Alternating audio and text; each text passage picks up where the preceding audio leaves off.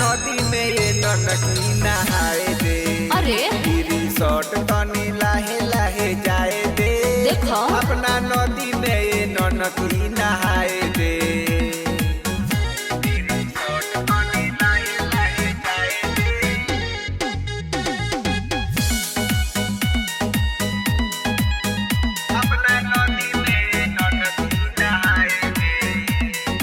लागे तोहरा कपड़ा पे नचतावे काल हो।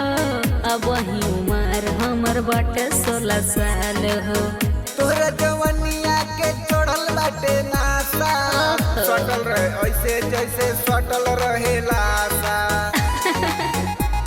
तो सुना ए लागे तोहरा कपड़ा पे नचतावे काल हो। अब वही उमर हमर बाटे 16 साल हो। तोहरा जवनिया के चढ़ल बाटे नासा।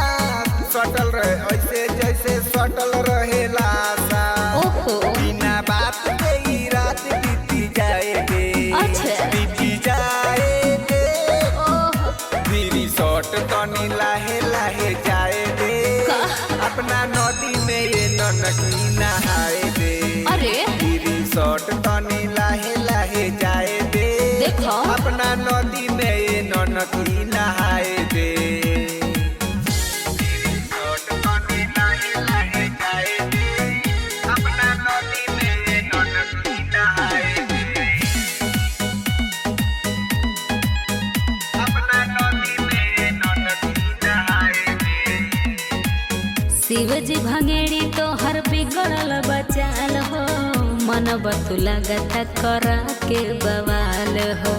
देखी के जवानी भोले रो दिन दीवाना। लेल भल जानता की करो जनी माना। तो सुनो शिवजी भंगेड़ी तो हर बिगड़ल बचाल हो। मन बतुला गता करा के बवाल हो। देखी के जवानी भोले रो दिन दीवाना। लेल भल जानता की करो जनी माना।